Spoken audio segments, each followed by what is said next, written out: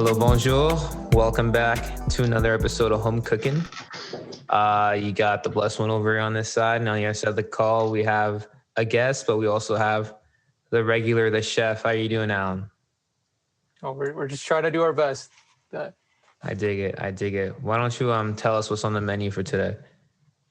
Yeah, so we have a fun episode again. Like Bleska said, we got another guest on for this episode, and we're gonna pick his mind on a couple topics, specifically about. Let's talk about Seattle sports in the beginning. So we're gonna talk about a little bit about the Seahawks, and we're gonna talk about the big NHL team that's coming. Hopefully, if the world doesn't end by next season.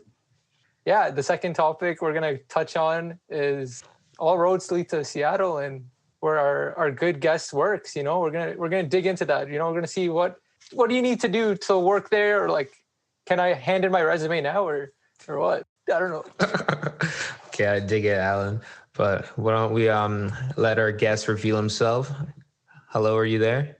How's it going, everyone? Hey. Okay. Today we got. I was trying to use a fake name. Okay, today we got Jordan. Alan and I have known him since elementary school. Alan a little longer than me. I met him in grade 7, and he's been a good friend of ours since. As you can probably tell, he lives in Seattle. But I'm gonna toss him the mic to introduce himself a little bit. Jordan, why don't you let the crowd know what's going on? Thanks, boys. As Bleska introduced me, my name is Jordan. I do live in Seattle, born and raised in London, Ontario, and currently home for the holidays.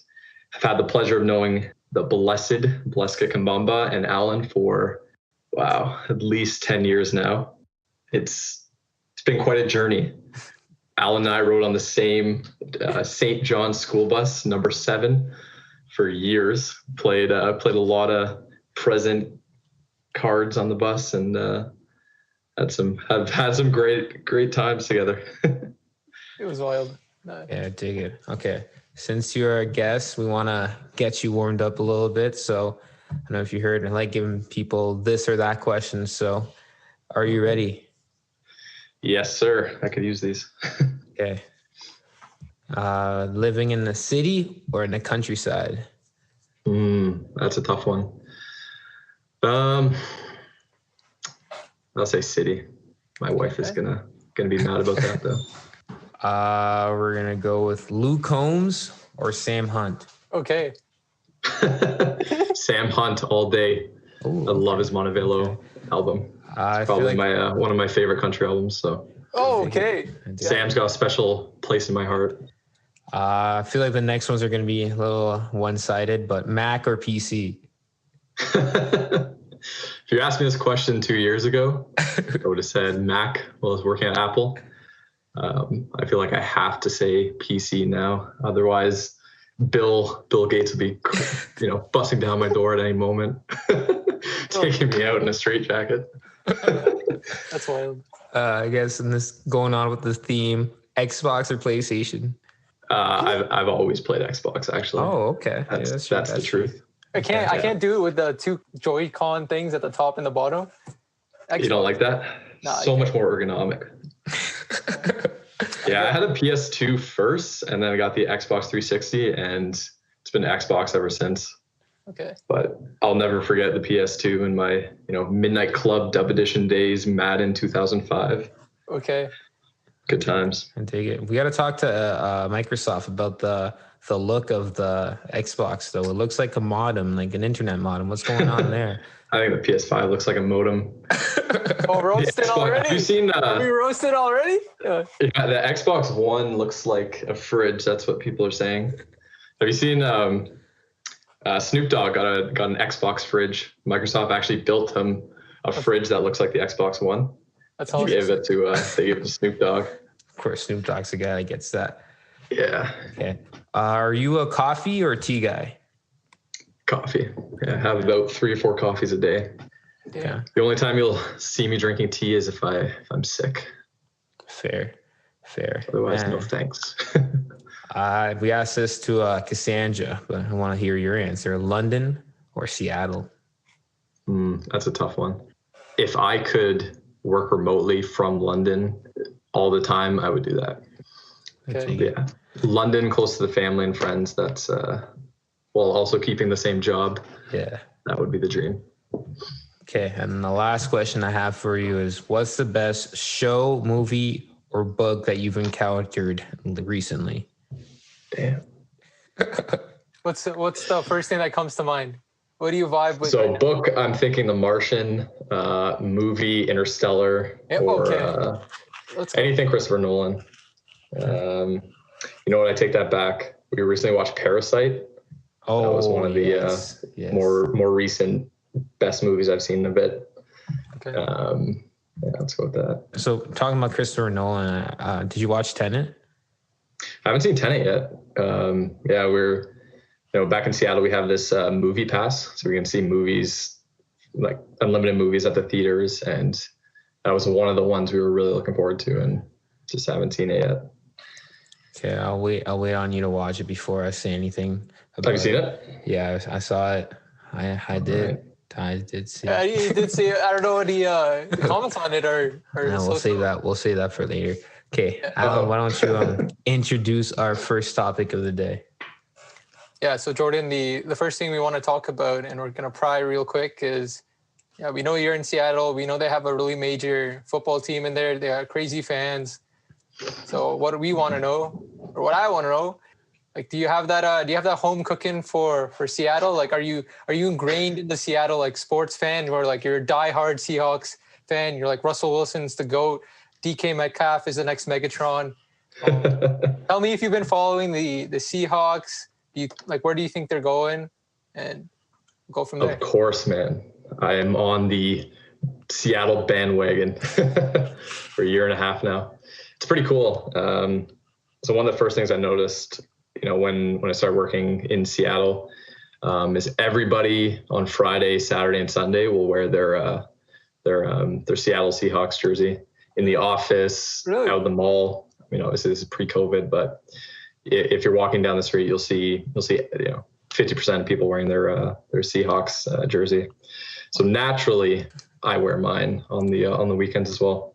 Totally in love with the Seahawks team. I think I've tried to watch every game since we moved there. Okay. Last year had the honor of going to 2 games, which was absolutely excellent. Shout out to Bill and Adam for the amazing wedding gifts. Okay. Cass and I were able to see I think it was the Buccaneers game that went to overtime. And then my dad and we went out to the last game of the season, 49ers versus Seattle, and they just couldn't. They needed to move the ball 5 yards. They had 4 downs to do it. The last possession, they just could not get into the goal end zone, man. That was heartbreaking, but it was a lot of fun. It's always a fun time going out. Mm-hmm. Is it as loud as advertised? It's so loud. You can't hear the referee's explanation of any penalties. So it's pretty difficult to follow along with the game. Like if you're trying to listen for explanations and anything like that, but it's a great atmosphere. Wait, Okay. I want to ask, how are the tailgates for the Seahawks? It's a little different. It's kind of different than in the traditional tailgate sense. So when we went to Buffalo, there was a lot of everyone was kind of camping and cooking outside in parking lots. There's less so to do that because the Seahawks stadium is downtown Seattle. So what a lot of people do is they'll go to bars and pubs in the area. Okay. And they're it's a pretty fun time. The pubs and bars, again, this is let me preface this with pre-COVID, they were packed. There are hundreds of people inside these little bars. It's interesting though, like the 49ers game, there was a decent number of 49ers representation in the bars, which was kind of interesting. Were they treated nicely? They were, yeah. They're pretty good about that. We were actually, my dad and I were with a 49ers fan. He flew in. He's a good friend of my dad, so he's a diehard 49ers fan, and he was wearing his 49ers getup, and we were treated okay. Okay. Alan, do you have any more digging about sports, or can we go into life in Seattle? Actually, the one last thing I want to ask about Seattle and sports is, so yeah, you're getting a NHL franchise soon. What I want to ask you, Jordan, is there a lot of, number one, like hype coming around it? And what do you think is like the impact of getting a franchise? Because I know that Seattle even lost their NBA team way back, right, in the Seattle Sonics. Like obviously you weren't there when they had that team, but like what's the atmosphere? What do you think it's going to be the impact of having another like major sports team in a city like Seattle? Yeah, so what I can say right now from what I've seen is you go to the stores and there's Kraken merchandise everywhere. Like everywhere you look, the local grocery stores, Target, Walmart, there's Kraken gear everywhere.